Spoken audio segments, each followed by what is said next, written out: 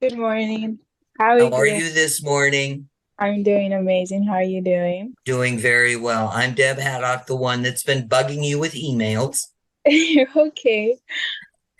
Thank you for being here this morning. I am going to introduce you to our audience and to the judges, and you don't know who's who. And then I'll we'll get started, okay? Okay, thank you. All right. Our first participant this morning is Nayeli Ramirez. Take a deep breath, Nayeli, and when you're ready, you may begin. Hello, my name is Nayeli Ramirez, and I'm here to present the four-way speech, the four-way test speech. And it's of the things we think, say, and do. Is it the truth? Is it fair to all concerned? Will it build goodwill and better friendships? And will it be beneficial to all concerned? So, with truth wise, I feel as if we kind of mix our emotions and feelings at the same time. And when it comes down to our emotions are the engine essentially of our body, while the feelings are kind of like the story we make up in our heads, or like they're not necessarily the truth. And I feel like that correlates when it comes down to our thinking, the things like our actions, like how we portray ourselves to other people and stuff like that. And so, with those things, I feel as if it's really important to consider more logical ways of thinking and saying things and doing things instead of going off of your feelings, because I feel as if your feelings are very deceitful in the ways where maybe with the way you think may be different, of course, to other people, and the way you do things are different from other people. So I feel as if that's really, really important to continue your daily life being considerate of these things when you're talking to someone, when you're doing things. And when it comes down to is it fair to other people, it's important to realize that you need to consider other people's perspective as well. So, with that being said, you have to not only put yourself in their shoes, but also just be considerate of their views, their feelings, their opinions, their emotions. Because it's not just like a one on, like, how do you say it exactly? It's not like you're basically talking to yourself. You're speaking to another human being with also feelings, emotions, and so on. So I think it's really important to consider everything that they have to say, wait till what they have to say, go over, rethink what you're about to say to them as well. Because then if you don't, you're kind of just speaking out of your mind. And a lot of times our thoughts are very deceitful, and we begin to let our feelings take over instead of thinking logically. And that can really, really affect the way we deliver our thoughts or deliver like our tone of voice or our attitudes. Um, and of course, like along with feelings, they are deceitful. And I think that they really play into like how you perceive yourself or portray yourself to other people. Like we could take like this interview for example. Of course, we all have our own like little feelings to ourselves where we're like, okay, like this is about to begin at this time, and should I say this or should I say that? And it's just kind of like my own way of being considerate of your views as well, because you may perceive this four-way speech differently than I do, of course. And so I just try to say things to the best of my ability, to be considerate of not only my views but of other people's views as well. And when it comes down to asking about will it build goodwill and better friendships, um, that's the aspect of like the first impression. So when you are speaking to someone, the first initial thing is like the things you say, the things you're doing when you're speaking to someone. And I just think that it's the first impression is always like important, especially because that's how people perceive you, and they'll continue to perceive you. And maybe for example, like if they go and tell somebody else about you, that's somebody else's first impression on you even though they haven't met you, so that's their initial reaction of when they get to meet you. And I think that can be portrayed negatively or positively, depending on their word choice and their tone of voice. And so I think it's important to not only just go off of what you think, but to initially take action and truly meet that person for yourself, to get your initial view on them as well, not just kind of going off of what others are saying, because then that's not part of being fair, because you're just going off of your own interest and your own like ideas of the person. And sorry. And then will it be beneficial? So when it comes down to that, I feel like humility really plays into that, because you can benefit from taking the four-way speech and applying it to your life, as it'll build humility in your life. Because I feel like many people associate humility or humbleness with completely lowering yourself and like degrading yourself. But in reality, it's just being able to consider other people's perspectives or views without having to be selfish or having to just say things that are in a way just only consider your views or your opinions. I feel like that's very, very important to continue in your daily life with approaching people in such certain ways, because you're essentially sending people off with the first impression of you, either negatively or positively. And that's how they'll continue to perceive you until you maybe make a change or something of that sort. And then I feel like I can really apply the four-way speech to my life as well, as I take that into my workplace, because we really value our customers, and we don't see our customers as an interruption. We honestly see them as a way to carry our first impression on them throughout the rest of the day, that will make an impact on them, send them off with maybe a smile, a laugh. So we really like to consider when we're speaking to them, really being eye contact, being really engaged in our conversations with them, as it lets them know that they have somebody to rely on within that certain moment, and when they're being sent off as well, because you truly never know what's going on in someone else's life. And you can't just automatically perceive that from one little interaction as well, because people can kind of alter their personalities or just kind of alter the way they act around you, maybe differently. And maybe they could be the most positive person in front of you, but maybe at home they're a little bit differently. So I feel like it's always important to consider their feelings and emotions as well, because you just truly never know what goes on in someone's life. So I think it's important to always consider other people's feelings as well, when you're speaking to someone, or when you're thinking things or saying things or doing things, because sorry about that, I got a little bit of a dry mouth right there. But I feel like we just dictate a lot of our actions and stuff like that off of our feelings, and I feel like our actions are kind of, or words are kind of pointless without actions, because you can continue to say things, but it isn't until you take action that it really perceives who you truly are to other people. And same thing along with your thinking, that really falls in line to the way you deliver your words as well.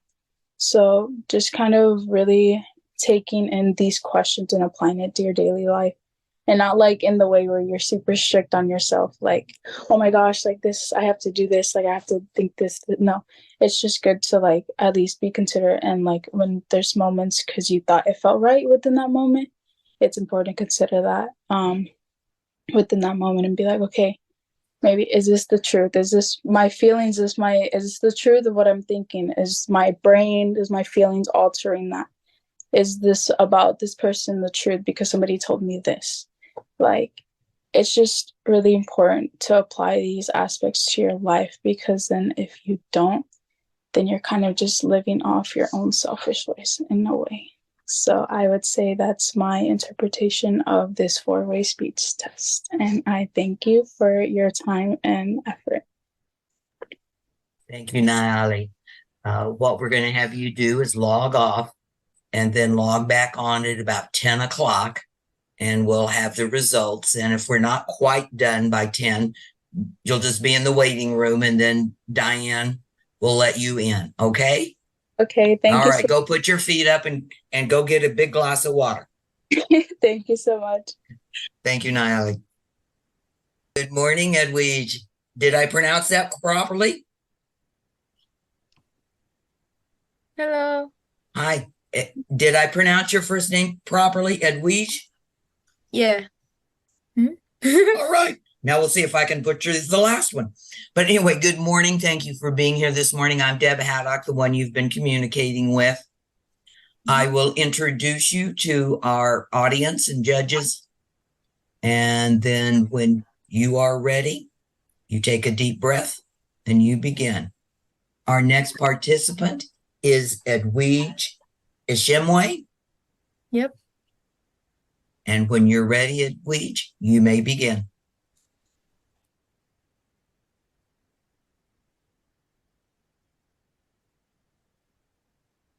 I came from Malawi, Africa. When I came to the United States, I was 12 years old. I didn't know anyone, I didn't speak English well. In middle school, I was in EOD class, which is a class to help students learn English. In this class was more diverse and students were given equal opportunities to share about their cultures and backgrounds. This class made me feel accepted. After transition to high school, I noticed I was taking advanced classes. I noticed some of my classes not promote diversity in learning different cultures. This made it hard for me to make new friends or to feel welcomed. I couldn't find a safe place to connect with students through our cultures. The fear of judgment and misunderstanding haunted me. We can fix this by creating a club. We can use the Rotary four-way test to promote the inclusion of and equitable acceptance of people in a culturally diverse communities by starting a multicultural club at my school. I find creating a multicultural club at my school will encourage students to share about their cultures and backgrounds without fear of judgment. If this club had existed for me, it would have helped me build strong connections with students and make me feel welcomed. Multicultural Club will be a safe place for students to connect. In this club, we might promote inclusion and acceptance by learning different cultures. For example, one day we want to learn about Asian cultures. The other day we want to learn about African cultures, Hispanic cultures, and so many more. We might even share traditional food recipes. Is it the truth? It is true multicultural clubs should exist because it builds support and trust among students. For example, if a student brings their concerning issues, students are prohibited to judge each other. And this will prepare them to practice being sensitive and empathetic towards each other. And this will make them better people in the future. According to an article by Dexter University of Education, quote, diversity cultures in school prevent students from developing prejudice later in life, end quote. This is because multicultural students are learning to accept each other, and they might promote equality. Is it fair to all concerned? Multicultural Club is fair to all concerned because we prepare students to strive in diverse society. No, Multicultural Club is fair to all concerned because no discrimination or any bias against any cultures or beliefs. And the Multicultural Club will be open to all students from different cultures, backgrounds, racial identities, and so many more. This will prepare students to promote equality. We will set clear and fair rules to promote equality, like equal opportunities. For example, according to an article by Mark Deere, quote, Access to equal participation and opportunities promotes equality and diversity in schools. This is because, end quote, this is because students are learning to promote equality, and students are given equal opportunities to share about their cultures and backgrounds. Will it build goodwill and better friendships? Multicultural Club will build goodwill and better friendships because we're preparing students to strive in diverse society. For example, according to an article by Dr. Ted Morkishi, quote, multicultural learners develop acceptance of diverse cultures, end quote. This is because in a multicultural club, students will be practicing respecting different cultures other than their own. And this will help them in the future to work in diverse communities like Tucson. Is it beneficial to all concerned? Multicultural Club will be beneficial to all concerned because students will feel confident interacting with diverse groups of people. Because the Multicultural Club exposes students to different cultures, students will learn to feel confident interacting with different people. And this may also reduce prejudice. For example, according to an article by David J. Sparkman, quote, multicultural exposure reduces prejudice, end quote. This is because students will learn how to remove the unfair bias of different cultures. They'll learn also to give everybody equal opportunities to grow their talents and be the best version of themselves in the community. In conclusion, we can use the Rotary four-way test to promote inclusion of and equitable acceptance of people in a culturally diverse communities by starting a multicultural club. This is because it is the truth, it is fair to all concerned, it will build goodwill and better friendship, and is beneficial to all concerned. And I hope Multicultural Club will inspire students to creating clubs at their own schools. Thank you. Thank you, Edwige. You can log back on at 10 o'clock, go take a very deep breath, put your feet up, and we'll see you at 10 o'clock. All right. Thank you, sweetheart. Good morning, Raquel. Good morning. How are you this morning? I'm good, thank you. Good. Well, I'm Deb Haddock, the one you've been communicating with, and I'm going to introduce you to the group, and when you're ready, you may begin. All right? Our next presenter is Raquel Rodriguez. When you're ready, Raquel, please begin. Okay, hello everyone. My name is Raquel Rodriguez. I'm a senior at Walden Grove High School, and today I would like to address an issue that is important to me and my community. That is the role of student councils and elections in promoting inclusion and equitable acceptance of students at schools. Going into our evaluation of student councils, we can ensure that it's not abiding with the Rotary four-way test, a good guide of set principles. First, is it the truth? Yes, it is the truth that as we're looking at it, this student councils are just a big popularity contest. I would like to see the truth as both sides of each group of marginalized students and those popular students come together and collaborate on their ideas. Is it fair to all concerned? No,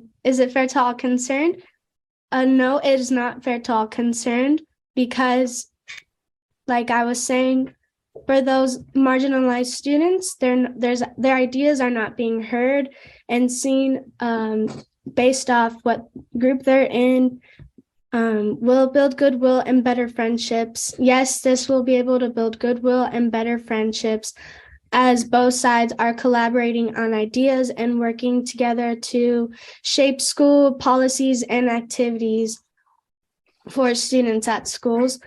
Will be beneficial to all concerned. Yes, this will be beneficial as for these students that feel like their ideas are not being heard or seen.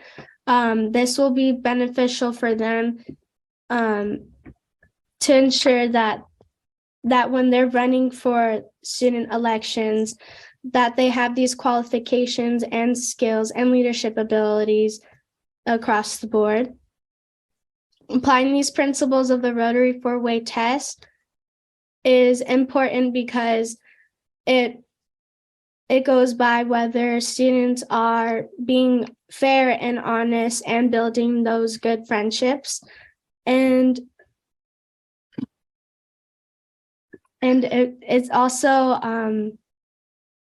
good to make sure that educators and students are being seen as valued and supported and represented across the school and for students experiencing their high school experience. Thank you.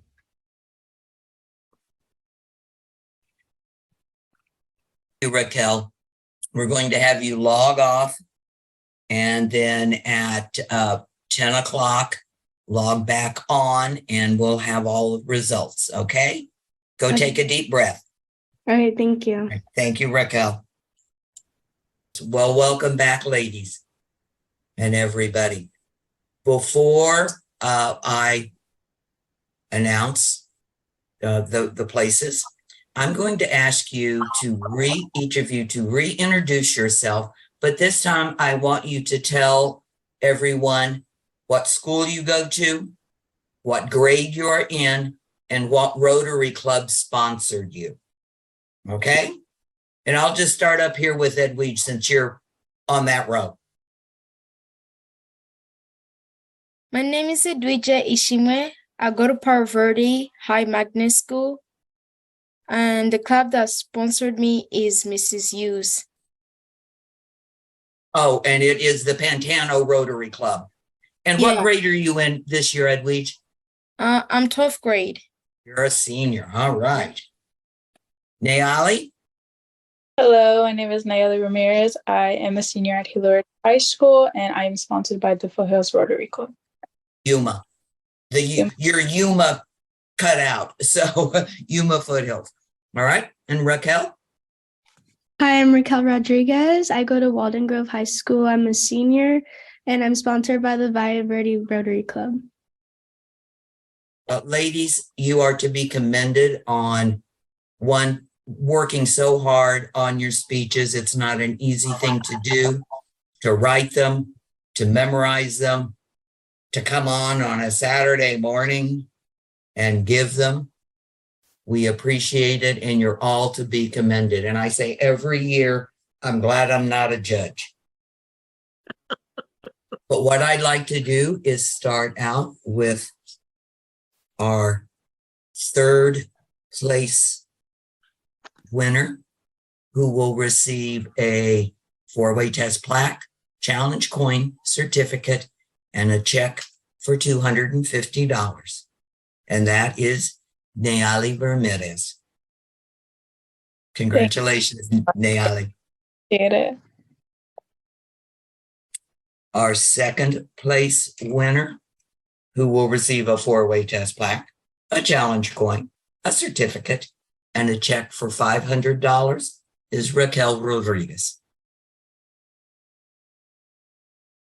And our first place winner, which will receive a four-way test plaque, a challenge coin, a certificate, and a check for $1,000 is Edwige Ishmishwe. I didn't even get that one right. It's Edwige. Edwige Ishimwe. Congratulations, girls. You worked very hard and you gave up time to do this, and it is greatly appreciated by all of us. You always make all of us proud of the young people in our Rotary district. We all know what great young people are out there, and it's greatly appreciated. Now, I will, Marilyn, you and I can hook up rather than mail it because you live here in town. Right. But Dit and Mary, I can mail the plaque and the checks and everything to you. And then you can present them at your clubs if you would like and do it that way. Sounds We good. love it. Okay. Congratulations, ladies. Just real quick, since you're all seniors, Edwige, what are your plans after graduation? I plan to go to U of A to study neuroscience. Oh, all right. Nayali. I plan to go to NAU and pursue my career in business as a corporate event planner. And I read that on your thing now that you mention it. And Raquel? I plan to go to U of A as well and study nursing. Wonderful. Great aspirations, ladies. Well, congratulations to each of you. Everybody enjoy the rest of your Saturday. And thank you all for being there. And thank you to our judges and scorekeeper. Appreciate it very much. And I'll just, since you're on there, safe travels, Buccanada.